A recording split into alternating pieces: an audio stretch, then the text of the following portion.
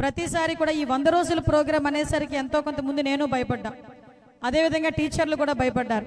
ఈ 100 రోజుల ప్రోగ్రాం ఎలా ఉంటుందో ఏంటో అంటే నేను కూడా లోకేష్ గారి దగ్గరికి వెళ్ళి చెవులో చెప్పా, 100 రోజుల ప్రోగ్రాం అంటున్నారు, కొంచెం చూసుకోండి, ఎక్కడి నుంచి రివర్షన్ వచ్చినా పర్వాలేదు కానీ మా టీచర్ల దగ్గర నుంచి రివర్షన్ రాకూడదు, ఒకసారి ఆలోచించుకోండి అంటే ఆయన ఒక మాట అన్నారు, అమ్మ నేను ఒక మంచి ఉద్దేశం గురించి ప్రోగ్రాం పెట్టాను, ఆ మంచి ఉద్దేశంలో ఈరోజు కాకపోయినా 100 రోజుల తర్వాత అయినా మీ టీచర్స్ నోటి నుంచే ఇది మంచి ప్రోగ్రాం అని చెప్పుకునే పొజిషన్కి రావాలని నేను కోరుకుంటున్నా, అది జరుగుతుందని నమ్మకంతో ఉన్నా, వెయిట్ చేద్దాం.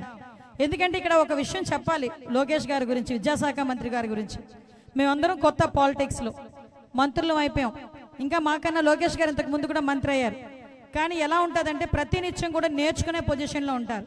ఒక స్టెప్ వేస్తేనే కదా మనం సక్సెస్ అవుతామా లేకపోతే ఫెయిల్యూర్ అవుతామా అన్నది. అదేమీ కాకుండా ఇక్కడే కూర్చుంటే కనుక మనం అక్కడే ఉండిపోతాం. 10 పనులు చేసినప్పుడు మహా అయితే 1 2 తప్పులు జరుగుతాయి, జరిగితే జరగనివ్వండి, దాని నుంచి నేర్చుకుందామని చెప్పి మాకన్నా చిన్నోళ్ళైనా కూడా మా అందరికీ కూడా చెప్పే బాధ్యత తీసుకున్నారు. అందులో భాగంగానే ఈరోజు విద్యా వ్యవస్థను ప్రక్షాళన చేయటం. ఆ విద్యా వ్యవస్థను ఎంత సమూలంగా ప్రక్షాళన చేశారంటే హెచ్ఆర్డి మినిస్టర్ తీసుకునేటప్పుడు ఆయన కొంచెం భయపడ్డారు, నేను చేయగలనా లేదా అనుకున్నారు. కానీ ఈరోజు ఆయన చేసి చూపించారని చెప్పడానికి మీ అందరి తాలూకా విజయాలు ఒక నిదర్శన కింద భావించవచ్చు. నిజంగా మేము ఎంత హ్యాపీ ఫీల్ అవుతా ఉంటే ఒక్కొక్కసారి ఈరోజు స్కూల్లోని మధ్యాహ్న భోజన పథకం తాలూకా క్వాలిటీ పెంచడంలో కానీ, ఆఖరికి స్కూల్ డ్రెస్సులు, షూస్, బ్యాగ్స్ వాటి క్వాలిటీ విషయంలోని కానీ, ఇంతకుముందు ఇక్కడ రాజకీయాలు మాట్లాడడం కాదు కానీ ఇంతకుముందు గవర్నమెంట్లో బ్యాగులు ఇస్తే 6 నెలలకి పినీసులు పెట్టుకొని తిరిగే వాళ్ళు పిల్లకాయలు. పినీసులు ఎక్కడరా అంటే పీక్కుపోయి కుట్టించుకోవడానికి కూడా లేక పినీసులు పెట్టుకొని తిరిగేవాళ్ళు. కానీ ఈరోజు బ్యాగ్ క్వాలిటీ దగ్గర నుంచి, షూ క్వాలిటీ దగ్గర నుంచి, డ్రెస్ క్లాత్ క్వాలిటీ దగ్గర నుంచి ప్రతి ఒక్కటి కూడా తన పిల్లోడికైతే ఎలాంటి బట్టలు వేయాలి అని అనుకుంటారో అలాంటి బట్టలు నా గవర్నమెంట్ స్కూల్లో చదివే ప్రతి బిడ్డకి ఉండాలి అనుకొని ఈరోజు ప్రతి ఒక్కరికి కూడా అలా తీసుకొచ్చే కార్యక్రమాన్ని కూడా ఈరోజు మనం చూస్తున్నాం. దానిలోనే కాదు, ఇవన్నీ కూడా 100 డేస్ ప్రోగ్రాము, ఎక్కువ మంది గవర్నమెంట్ స్కూల్లో చదవాలని తప్పన ఆటోమేటిక్గా ఏ టీచర్కైనా, ఏ తల్లిదండ్రులకైనా, ఏ విద్యాశాఖ మంత్రికైనా మంచి రిజల్ట్ రావాలని కోరుకుంటుంది.